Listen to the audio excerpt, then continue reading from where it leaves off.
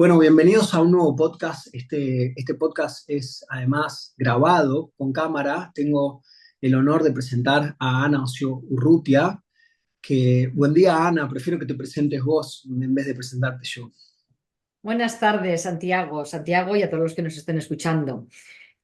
Un placer para mí que me hayas invitado a tu podcast y que bueno, y que hablemos de cosas que me parecen tan importantes que se sepan porque tendemos, yo como farmacéutica, que llevo 30 años en mi profesión, veo cómo estamos muy desconectados, ¿vale? Al final es todo lo que nos pasa en el cuerpo, ¿no? Nuestro cuerpo, nuestra mente, nuestras emociones y evidentemente nuestra alma, como digo siempre, que no somos un cuerpo andante, ¿vale? Y son cosas que he ido viendo a lo largo de mi carrera en la farmacia y que bueno, que es de lo que vamos a hablar hoy. Qué bueno, me encanta lo que dijiste del alma y me gustaría, vos estás ahora en Bilbao, España, Eso es.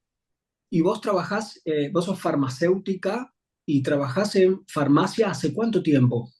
Pues ya casi son 30, más de 30 años en mi profesión, sí. 30 años. Tu labor para entenderlo claramente y describirlo en la farmacia, ¿cuál es? En principio, bueno, mucha gente aquí en España, yo no sé en tu país, pero en España nos tapa como que los farmacéuticos lo único que hacemos es vender aspirinas. Y yo me niego, o sea, me niego a dejar, a poner eso en nuestra profesión. ¿Qué es lo que pasa? Que yo te explico, Santiago, yo soy una persona muy inquieta y siempre he sido, como me gusta decir, como, bueno, pues muy empírica, que me gustan mucho pues todos los estudios clínicos, los resultados científicos y como que era que tenía que cuadrarme todo como era, ¿no? Entonces yo, pues al final acabé convirtiendo en la farmacia en un laboratorio de observación donde siempre digo con todo el cariño del mundo que mis clientes son como los conejitos de India, ¿vale? Pero yo me Ujú. daba cuenta cómo una misma patología, con un mismo diagnóstico y el mismo tratamiento tenía efectos totalmente distintos. Y claro, había algún ahí que yo decía, bueno, pues será la genética y tal, pero veía luego dentro de una misma familia como unas hermanas, pues con un simple resfriado, bueno, una venía, te pedía el antigripal, de venga, tira millas para casa y sigo trabajando y sigo con ella. Y la otra te venía y no levantó cabeza y todo el tiempo quejándose y en el estado de víctima, qué pobre de mí, por qué tal. Entonces empecé a observar que había una parte invisible del sanar y es la actitud ante la vida, porque ya veía yo como, bueno, pues como dentro de una misma familia con unos mismos genes, unas hermanas salían también adelante y otras no. Y la epigenética ya lo ha demostrado, ¿no? Que no estamos tan condicionados por nuestros genes como creíamos antes, sino que son nuestros hábitos y lo que he dicho antes, la actitud ante la vida, porque yo creo que no son las cosas que nos pasan, sino qué hacemos con lo que nos pasa. Porque como ante un mismo evento, como ante un mismo, yo qué sé, un cáncer, por ejemplo, por ponerlo así un poco a un extremo, unas personas salen también adelante y otras no. Vale, puede influir muchas cosas del tratamiento y muchas cosas, pero Por supuesto. la actitud es que es sanadora. Me parece vital de importancia lo que decís. Cuando vos decís que en la actualidad, si bien los genes siempre estuvieron y siempre van a estar y siempre van a tener una influencia, no parece tener tanta influencia como se creía de antes, ¿no? Como que es estos genes, listo, ya está determinado, ¿no? Determinado que va a ser así. La epigenética, en mis palabras para sintetizarlo, es todo aquello que está alrededor de los genes y que tiene que ver con el contexto de los genes precisamente y el contexto de la persona, es decir, en qué ciudad está, si tiene sol, si no tiene sol, con quién está al lado, si es alguien positivo, qué hábitos tiene, etcétera. Me pareció muy, muy importante que siendo una persona que trabaja, y esto es una de las cosas que más me atrajo junto con la parte de la nutrición, que ahora te voy a preguntar enseguida, es lo que vos decís en relación a poder ver a dos personas, dos hermanas, que dentro de todo los genes deben ser similares, aunque no necesariamente son iguales, por favor, la actitud de dos personas modifica mucho y que entonces, si a las dos personas se le da por un resfriado la misma medicación, ¿cómo no parece tener tanto el efecto sobre los genes o sobre la predisposición que tiene genética a responder a esa medicación, sino que tiene que ver con la actitud? Y esa actitud la que vos marcabas como una actitud por ahí más pesimista, no es que la estemos criticando, sino que es justamente ahí donde intentamos poner el foco para que la farmacéutica, el medicamento, no sea demonizado y sea utilizado para complementar, ¿no? Que no se ponga allí como un deseo superior a la medicación, sino que se complemente con otra cosa. Y esa observación tuya de tantos años, 30 años en la farmacéutica, me parece que además te hacen una persona especial y creo que esto es lo que captó mi interés, porque no solo trabajás como una máquina expendedora de medicamentos, sino que tenés eso que hablábamos antes de grabar, ese espíritu investigador, ese espíritu detectivesco, de arqueólogo, de biógrafo, de conocer a las personas y de generar una empatía. Vos no sos quien indica la medicación, sin embargo, sos quien la da y quien le da finalmente la medicación, que tenga un trato amable, es tan importante para la curación. Por eso quería hacer reparo en esto. Sí, mira, una cosa que yo me he dado cuenta, Santiago, bueno, la neurociencia lo está estudiando continuamente y más ahora. Ya hemos visto que tenemos una capacidad y una neuroplasticidad que antes no se creía que nacíamos con un coeficiente intelectual, con una capacidad, con un tal, y se ha demostrado que personas con 80 y pico años pueden mejorar su red neuronal y su capacidad Sí. cognitiva y su aprendizaje y su memoria y todo, ¿no? Pues la neurociencia ha demostrado que nuestras palabras hacen nuestra realidad y nuestras palabras vienen de nuestros pensamientos y nuestros pensamientos vienen de nuestras creencias. Entonces, yo cada día me doy más cuenta que tenemos un enorme poder en nuestro pensamiento. Es decir, si, como decía el psicoanalista Carl Jung, si crees que puedes, no, eso lo decía Henry Ford, creo que era. Si crees que puedes, podrás, y si crees que no puedes, no podrás. Y cuando la neurociencia dice que nuestras palabras hacen nuestra realidad, también está demostrado que según como nosotros pensamos, que es el pensamiento, nuestras células del sistema inmunológico nos escuchan, para bien y para mal. O sea, y nosotros con nuestra capacidad de pensar, de sentir distintas emociones y todo, bueno, pues vibramos en distinta energía, pues, y eso nos pone pro enfermedad o pro salud. De hecho, fíjate, has estado hablando tú de la epigenética, ¿no? Y de la genética. Tengo también unas clientas que son trillizas, aparte de las hermanas estas que te hablaba, que una es súper positiva y la otra súper negativa y tal. Unas hermanas trillizas que yo cuando empecé a trabajar en esta farmacia que estoy actualmente, hace ya 14 años, pues eran unas chavalitas, tenían 16, 17 años. Y eran, yo no las diferenciaba, eran idénticas, o sea, el mismo cuerpito, las tres rubitas, las tres iguales, tal. Y bueno, han ido pasando los años, una sigue soltera, con su actividad física, con su tal, y sigue más bien parecida como estaba antes. Otra Ujú. se ha casado, ha tenido hijos, ha cambiado sus hábitos, tiene otra alimentación, tiene otro estilo de vida, otro no sé qué, ya no hace deporte, no tal, y ya no se las diferencia, ya no son iguales. O sea, para que veamos cómo lo que decíamos antes, no estamos marcados por nuestra genética, sino que nuestros hábitos también hacen nuestra realidad, nuestra salud.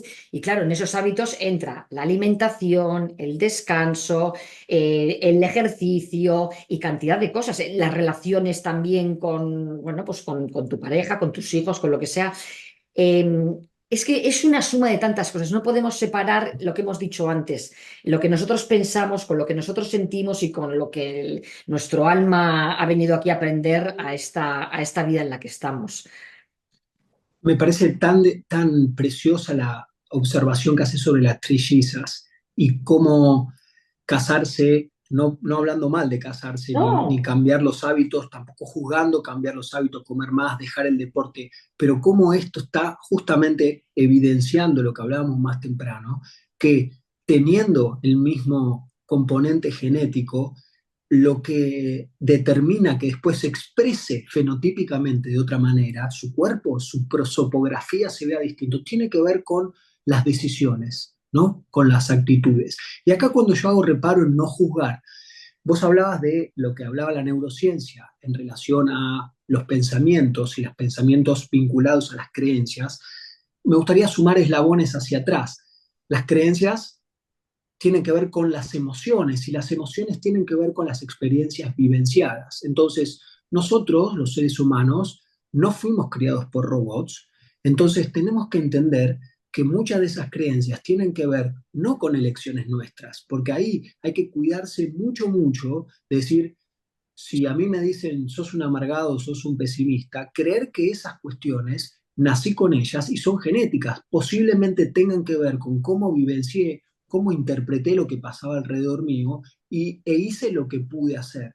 Entonces, estas creencias tienen que ver a veces con muchas cosas que aprendimos o nos dijeron que eran de tal manera, o probé en tal momento no pude, y ahí yo certifico a la manera de un sello, a la manera de esto está establecido, determinado genéticamente. Esto que vos traes desde la farmacia, desde la observación, porque vos no sos la que medica, insisto, no sos la que indica la medicación. Esto es súper importante. Y hablaste de dos cosas que me parecen que son vitales para todos los seres humanos. No voy a decir nada nuevo, por favor, pero siempre es bueno recordar. El principio básico de la medicina es primero no hacer daño. Dicho más coloquialmente es, si hay un incendio no le voy a tirar nafta, ¿no? Entonces, el dormir parece ser uno de los organizadores más importantes y tener una buena higiene del sueño parece ser un buen punto de comienzo para todos. Y lo que le sigue a ello es la alimentación. Por eso quería preguntarte, ¿cómo es tu trabajo, además de farmacia? ¿Cómo es tu trabajo como nutricionista? Te cuento, yo no soy nutricionista, lo que pasa es que soy una apasionada, Perdón, no pasa nada. perdón.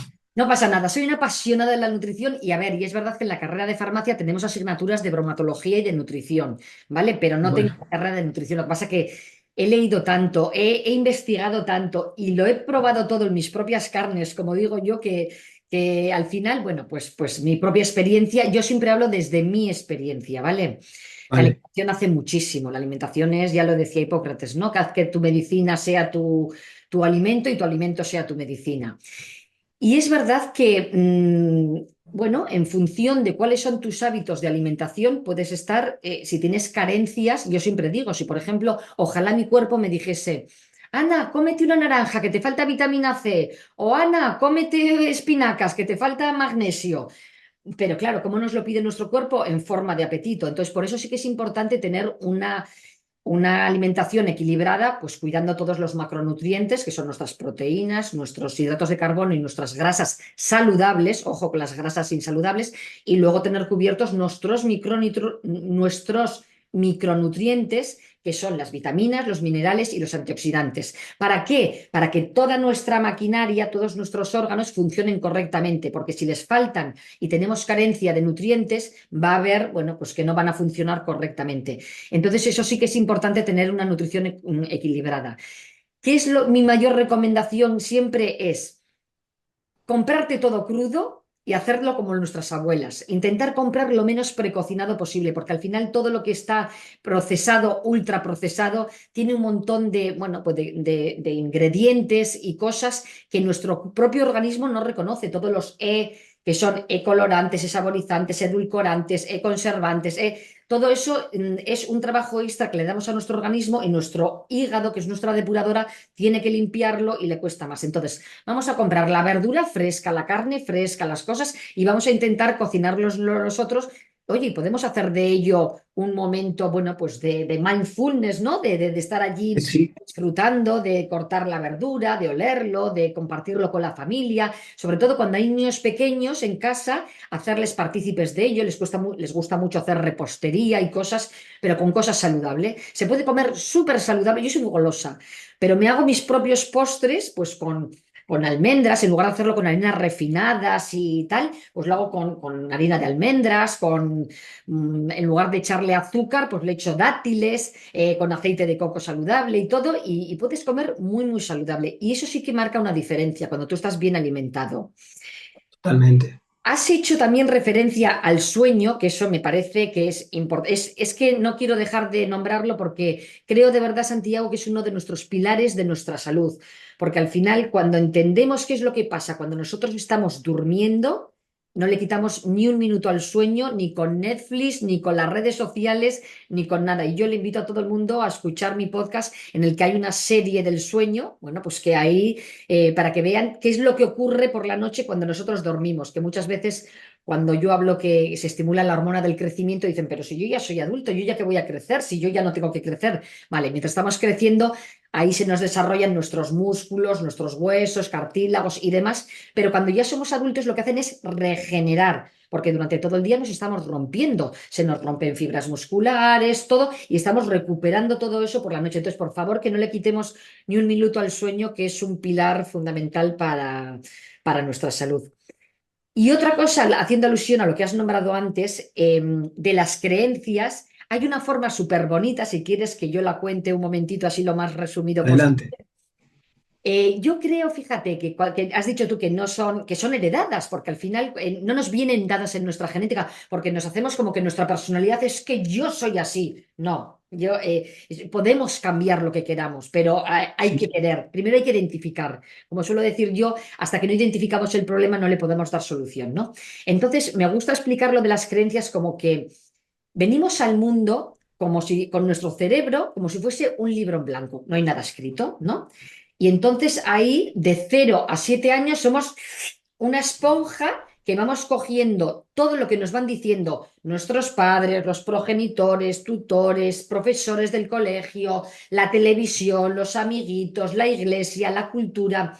Entonces lo vas cogiendo como una esponja, como si fuera la verdad absoluta. ¿Por qué? Porque Ujú. tu corteza prefrontal todavía no se ha desarrollado, no tienes uso de razón, no tienes un criterio ante lo que te están diciendo y te lo coges como una verdad absoluta. ¿Qué es lo que Ujú. pasa? Que en torno a eso luego tenemos un montón de vivencias y se nos hacen nuestros patrones de comportamiento. Y todo eso es nuestro sistema de creencias, llámalo nuestro, que está muy conectado con nuestro ego. ¿Y qué le pasa a nuestro ego? Que no le gusta que le quiten la razón, porque yo tengo razón y tú no tienes la razón. Entonces, yo cuando entendí que cada uno tenemos en nuestro disco duro, en nuestro subconsciente, todas esas creencias que nos han ido metiendo nuestros padres, pero que si yo hubiese nacido, yo qué sé, por decir una cosa, en Marruecos, yo tendría otra religión distinta, yo tendría otras creencias distintas. ¿Son mejores o peores que las mías? No, son las que yo tuve. Dependiendo, como has dicho tú antes, las circunstancias donde yo nací, el entorno, la cultura, la familia y demás. Y todo eso, lo ideal es cuestionárnoslo y decir, ¿esto puede ser verdad? ¿Puede no ser verdad? El de enfrente tiene la misma razón que yo. ¿Por qué? Porque lo mío no es más verdadero que lo tuyo. Esas Ujú. creencias son heredadas de nuestros padres, pero no van en nuestros genes ni en nada. Exacto. Eso es. Entonces, no dejemos que eso nos condicionen y que digamos, ah, no, es que yo soy así y me tienes que aceptar y tal y cual soy yo así. Pues no, vamos a abrir un Eso poquito más nuestra mente. es súper importante el soy así, porque la fuerza más intensa que tenemos los seres humanos es aquella que busca corroborar lo que creemos que somos. Si yo digo soy así, mis acciones, especialmente las inconscientes, van a ir a corroborar eso, porque si no corroboro eso, pues no soy. Y si no soy, puedo sentirme otra vez en estado de libro en blanco, como vos decías al principio. Y eso a veces es, mira, más sí, prefiero seguir creciendo creyendo que soy así, a la angustia de, pero yo no pienso de esta manera, en verdad. Siempre dije esto, pero ahora me doy cuenta que no. Y esto yo lo veo con muchas personas con las que trabajo, tanto en psicoterapia como en mentoring, en coaching, en empresas, que hay personas que tienen ganas o piensan cosas distintas, pero se detienen en manifestarlas, en conducirse según ellas, porque en sus familias, en sus círculos, en sus trabajos, de repente los miran como si fueran raros, ¿no? Como diciendo, una vez una persona me dijo, ¿sabes qué? Me dijo alguien, ya no te reconozco. Y la persona me dijo, y ahí me puse contenta, porque quiere decir que entonces dejé esa cosa fija, ¿no? La fijeza. Y me parece muy importante cuando vos podés hacer esta diferenciación entre lo que es genético, lo que absorbemos desde chiquitos, desde la televisión, y lo que es el impacto cuando de repente conocemos una persona que nos está diciendo algo en relación a alguna creencia limitante que nosotros en verdad nos hace sentido lo que el otro está diciendo, pero ¿qué pasa? Está chocando con mis creencias que vengo teniendo desde hace 7 años por lo menos. Entonces, ¿qué me empieza a pasar cuando me mezclo con la cultura, con otras personas, cuando expando mis núcleos sociales, ¿no? ¿Qué me empieza a pasar en el sentido de, vos dijiste antes, no me dejo condicionar por mis creencias, pero antes dijiste algo que es muy importante, que es registro. Si yo logro registrar cuando me estoy conduciendo según un condicionamiento de mi creencia, digo, "Ah, esto lo estoy haciendo porque yo vengo haciéndolo así, pero en verdad nunca me lo había puesto a pensar. O ahora que vos lo decís, me doy cuenta, yo en verdad pensaba así, pero ¿y por qué lo hacía así? No sé, estaba acostumbrado. ¿Y por qué no lo cambiaste? Y no sé, porque una vez lo cambié y me dijeron, ¿qué te haces? El que ahora sos, el New Age, ¿no? Qué importante es poder registrar cuándo estamos actuando condicionados. Y ese es el punto de inflexión clave. Nadie cambia de la noche a la mañana, esto es paulatino, hay que acostumbrar al cuerpo también. Si yo de repente empiezo a, si dejo del día a la noche, no sé, de tomar Coca-Cola, por decir algo común, voy a sentir la falta de azúcar, ese in-shot de azúcar fuerte. Entonces hay que ir adaptándose. Por eso una de las cosas más importantes, y por eso es tan importante desde siempre, la meditación, para lograr cuándo darme cuenta con más entrenamiento cuándo estoy siendo condicionado y en ese momento poder actuar, en ese momento poder tomar una decisión, ¿no? Así es, sí. Y cuando has dicho que igual te dicen, oye, pero tú cómo has cambiado, a mí me ha pasado eso. ¿Por qué? Porque cuando uno crece y evoluciona y dice, oye, yo no quiero seguir con esto porque a mí me han metido esto en la cabeza, pero yo tengo otra visión y otro punto de vista. O has aprendido, por ejemplo, a poner límites y a decir, vale, soy asertiva, me cuido, te cuido a ti, pero también me cuido yo, porque siempre cuidaba a los demás y ahora también me cuido yo, porque he aprendido a decir que no. Y dicen, ay, ¿cómo has cambiado, hija? Ahora ya no. Claro, bueno, pues igual, entre comillas, la tontita de antes, pues bueno, no es que haya espabilado, sino que se ha dado cuenta que también, que tiene que haber una asertividad, es decir, te cuido a ti, soy empático contigo y tal, pero también me cuido a mí. Entonces, eso es muy importante. Vale, Mm. depende, claro, que le depende tanta de la educación que nos han dado cada uno, lo que hemos vivido, las experiencias que hemos tenido, porque eso nos puede marcar, pero también lo podemos cambiar y podemos sanar. Ahí está la maravilla de cosas. Tampoco ha tenido que ser un gran trauma en la infancia, una cosa gorda de nada gordo, sino de pequeñeces o tal. Fíjate, yo identifiqué, y aquí me voy a abrir yo Adelante. a contar una cosa mía personal en que yo no entendía lo de la ley del espejo. Lo que no me gusta en ti lo corrijo en mí. Y yo decía, vamos a ver, yo la gente esta que se enfadaba, que se ponía muy brava, muy tal, muy cual, yo decía, ¿cómo voy a tener que corregir yo eso en mí si yo soy súper educada, si yo no digo nada, si yo no tal? Hasta que no identifiqué que detrás de lo que yo no soportaba, esa persona que se enfadaba, que gritaba, claro, y cuando yo identifiqué que yo de pequeñita, cuando montaba una pataleta y gritaba y lloraba, y porque estaba enfadada, y me decían, qué fea, así te pones muy fea, así no te va a querer nadie, así, entonces tú reprimes tu enfado, lo mandas a tu sombra, lo tienes ahí calladito, ¿por qué? Porque lo más importante para un niño es que tu mamá te quiera, porque si no no me voy a enfadar o no voy a expresar mi enfado porque entonces no me van a querer y entonces no soportas cuando otros se enfadan. ¿Por qué? Porque lo tienes tú en tu sombra. Entonces yo me he dado cuenta cuando de una forma sana, ¿vale? Tú gestionas tu enfado sin hacerle daño al de enfrente, le dices claro, porque al final un enfado es que han sobrepasado tus límites y lo que hay que hacer es aprender a gestionar esa emoción del enfado que es tan buena que viene a decirnos algo como cualquier otra emoción sin que nos llegue a ser una carga emocional en la que yo me sienta con rabia, con ira, con no tener que llegar a eso, sino al contrario. Y entonces a eso me parece maravilloso. Es como una comunicación no violenta que nos decía Marshall Rosenberg, ¿no? Era el de la comunicación no violenta. Entonces, bueno, pues eso también es muy importante. Bueno, es tan importante la gestión de emociones que yo no sé en tu país, pero desde luego aquí en España a nosotros en mi generación nos enseñaron a tapar todas las emociones. Yo iba a un Bueno, colegio, sí, sí. sí, yo iba a un Adelante, adelante, colegio adelante. que era mixto de chicos y en principio era claretianos, eran solo de curas y eran chicos y cuando luego entramos las chicas yo me acuerdo que si había un niño llorando en el patio, los curas le decían, que no llores, eso es de nenazas. A ver, ¿por qué no va a poder un chico varón gestionar su emoción? de la tristeza, del miedo, del enfado, de lo que sea. Y si lloras, si es el mejor drenante es un drenante maravilloso, si cuando hay que llorar y nos privamos de emocionarnos o de que se nos salten las lágrimas cuando estamos con gente, pues porque nos da vergüenza o porque nos da apuro y tal. Deja que salten las lágrimas, vive tu emoción, Sí. disfrútala. O sea, nos han educado como que con muchos prejuicios, ¿no? Porque esto no es así, porque esto te tienes que cuidar, esto tal. ¿Pero por qué? Todo de cara a la galería, todo de apariencias, todo de prejuicios.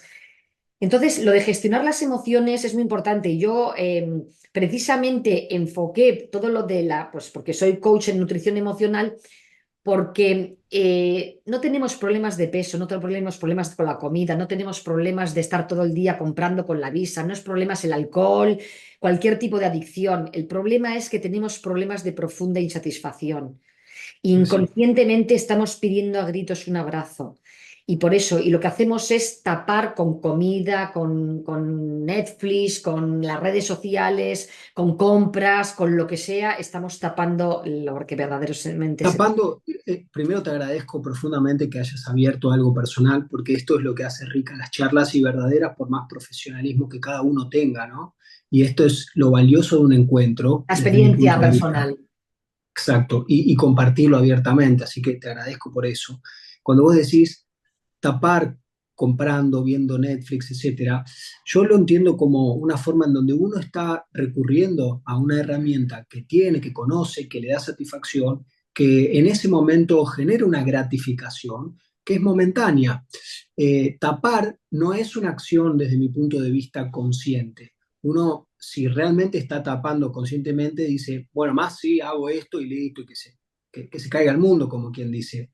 Sin embargo, cuando decidimos ver 5 capítulos de Netflix o comer mientras miramos 5 capítulos de Netflix, ya hay un momento en donde perdemos esa noción de que aquellas acciones que estamos haciendo, que incluyen masticar, tragar, saborear, sentirnos plenos, mirar, no pensar. Entonces, hay un momento en donde ya perdimos la noción consciente de que estamos tapando. Entonces, en el momento cuando eso ya está funcionando como un procedimiento semiautomático, ya no estamos tapando, ¿no? Está sucediendo que estamos recurriendo a herramientas que en algún momento mucho más temprano de nuestra vida nos han servido, como por ejemplo, si de bebé yo sentía angustia o sentía temor o tenía frío y a mí me ponían a la teta, bueno, se satisfacían cosas de manera natural.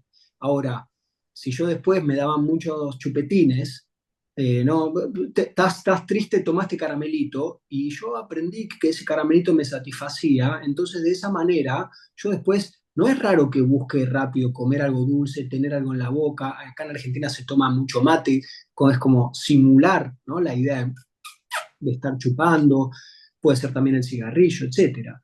Entonces, qué importante que es, insisto con esto, no generar una idea de que estamos haciéndolo a propósito, sino más bien promover la posibilidad de darnos cuenta que no nos estamos dando cuenta que lo estamos haciendo y que cada vez que nos demos cuenta, aunque sea durante un capítulo de Netflix, 3 veces durante el capítulo, son 3 veces que tenemos una nueva oportunidad. Y cuidarse mucho de creer igual, pero si ya no lo hice hasta ahora, ¿qué cambia ahora? Cuidarse, porque en el momento en que uno dice, espera, me di cuenta, pongo pausa en Netflix, voy a dejar este paquete de galletitas Oreo y me voy a hacer un té, por ejemplo, o me voy a servir un vaso de agua, que además ya incluye pararte. Cuando te paraste, la circulación de la sangre es distinta, tu nivel de conciencia es distinta. No estamos hablando, estamos haciendo CrossFit, pero pararte del asiento e ir hacia la cocina, buscarte un vaso de agua, ya cambia tu percepción de vos mismo. Si vos cambias tu percepción, en el momento en que cambias tu percepción, tu vivencia es distinta. Y cuando vos haces una pequeña cosa para vos, decís, ah, esto quiere decir que entonces si yo hago esto, me puedo sentir, sí.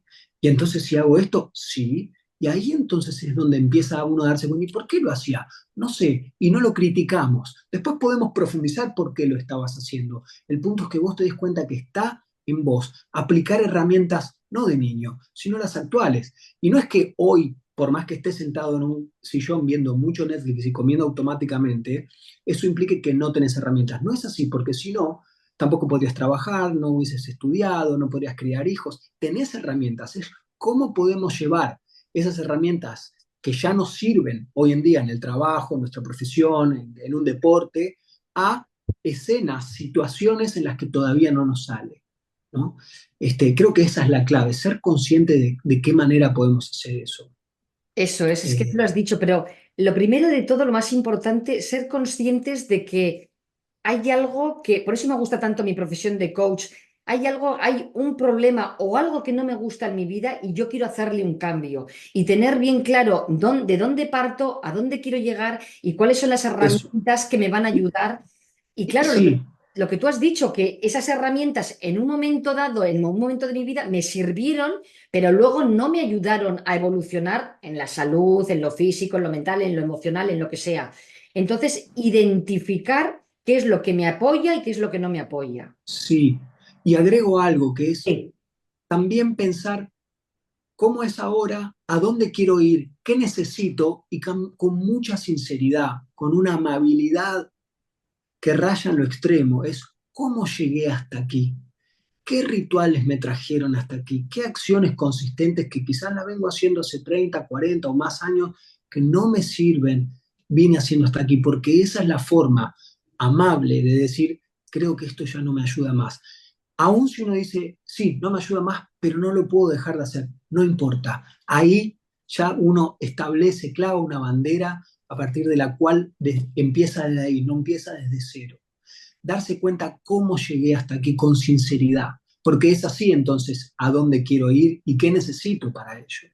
Vos antes hablaste, y quiero volver, perdón que vuelvo, sí. porque me pareció muy importante, dijiste cómo decían eso de nenazas, ¿no? Llorar.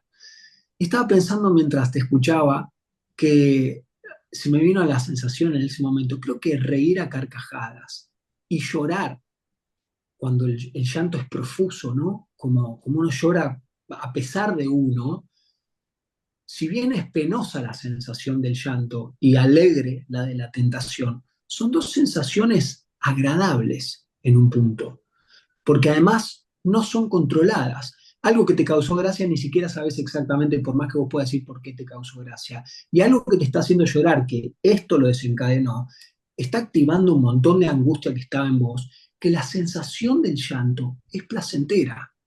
Entonces, voy a no tanto lo placentero, sino a lo automático que tiene y cómo son cosas naturales y todo aquel y todos los seres humanos hemos llorado alguna vez durante un periodo de 5 minutos por lo menos, podemos percibir la sensación que queda después de llorar, aun si el problema no se puede resolver porque es definitivo.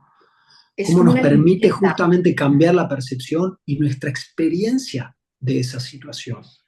Eso es a lo que yo le llamo gestionar emociones. Si tienes una pena muy grande, una tristeza muy grande, llórala, drénala. O sea, porque al final ya se ha demostrado que la física cuántica ha demostrado que nuestras emociones son 100% energía y lo que no gestionamos se nos queda ahí atrapado en el Sí, cuerpo, que yo siempre digo, cuando quieres decir algo y te privas porque te van, yo qué sé, por algo, que no lo dices por algún motivo, porque es tu jefe, porque vas a quedar mal con alguien, porque dices me voy a callar, se te queda como un nudo aquí. Lo notamos todos, yo creo, cuando nos privamos de decir algo, y eso es la energía de esa emoción que tú no has sido capaz de sacarla. Entonces, el llorar es maravilloso, es un drenante, es una forma de gestionar tu tristeza, tu pena, tu enfado, tu miedo, tu lo que sea.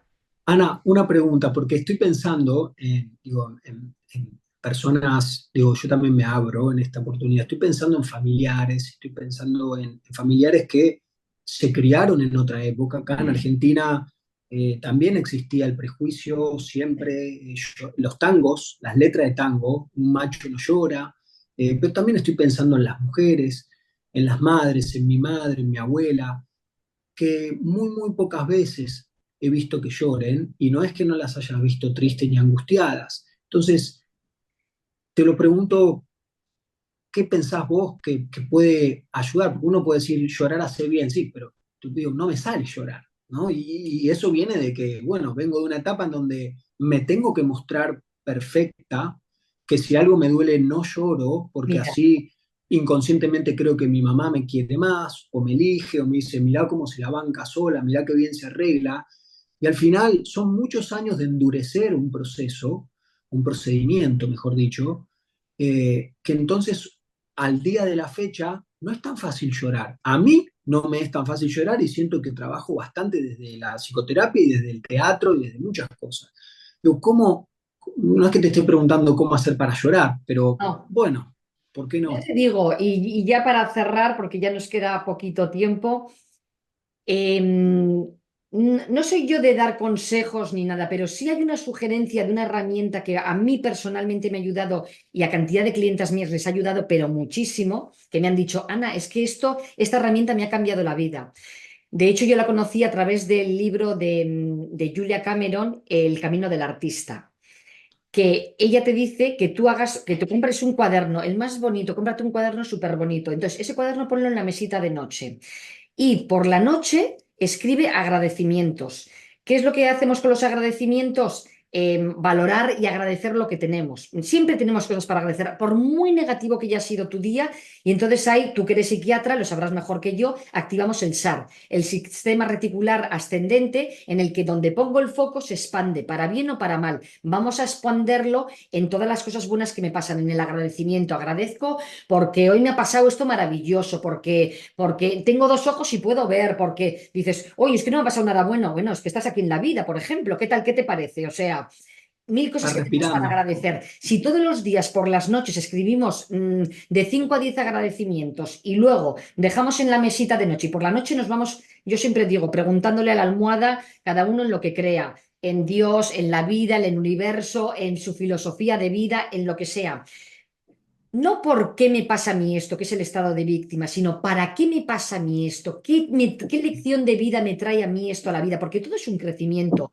Y si tú te vas ahí a la cama durmiendo, luego por la mañana cuando te despiertes, lo primero que haces, coges tu cuaderno y empiezas a escribir y dices, uy, si yo no tengo ni idea qué voy a escribir, pues igual el primer día yo siempre suelo decir, tengo que ir a la tintorería a recoger la gabardina. Bueno, pues pon, tengo que ir a la tintorería a recoger la gabardina. Pero otro día te saldrá otra cosa y otro día te fluirá algo del corazón y al final hay una conexión con algo que te empiezan a salir. Y igual que en nuestro cuerpo físico nos lo duchamos todos los días con agua y jabón, nuestros pensamientos se drenan muy fácil escribiendo. Tú no lo has llorado, pero lo has soltado, lo has escrito, lo has sacado dentro de ti. No va con lágrimas, pero sí te lo has...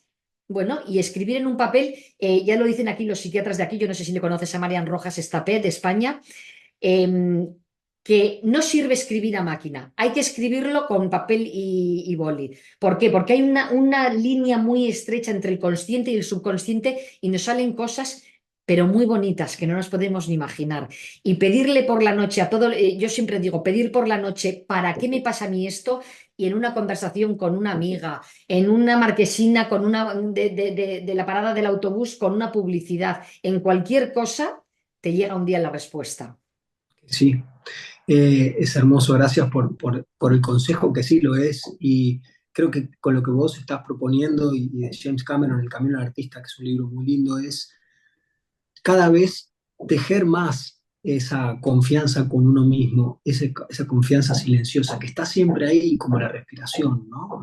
Y que ese agradecimiento que vos decís por lo que sea tiende a hacernos ver más las cosas positivas y corrernos de que esto que está pasando me lo están haciendo a mí, me está pasando a mí, en un lugar en donde después voy a tener que inflar el ego a través de algunas actitudes o de compensaciones o de gratificaciones, en lugar de poder aprender para qué me está pasando. Y esto es tan importante. Bueno, Ana, ha sido un gusto. Obviamente los 40 minutos son breves para tanto que se dan ganas de hablar, con lo cual ya te invito a que nos encontremos en otro momento y por sobre todas las cosas quiero agradecerte el tiempo y por brindar y abrirte y compartir, que esto es lo que nos hace bien a los seres humanos. Gracias a ti, porque al final ese es mi propósito, ¿no? Que todo este bienestar llegue a más personas, porque de hecho yo no, mi profesión de farmacéutica, yo no quiero vender medicinas, yo lo que quiero es promocionar el bienestar físico, mental y emocional y que precisamente haya que tomar menos medicinas. Así es. Gracias de nuevo, Ana, y vamos, voy a poner las redes para que te puedan encontrar a través de Instagram y, bueno, consultarte, ¿no? No sé si atendéis personas que viven en Argentina. Sí, de hecho he tenido clientes argentinas. Qué bien, qué Sí, bien. sí, sí. Bueno, entonces que sea para esto. Gracias de nuevo y estamos en contacto para cualquier nueva charla. Gracias a ti, estupendo. Un abrazo grande. Igualmente.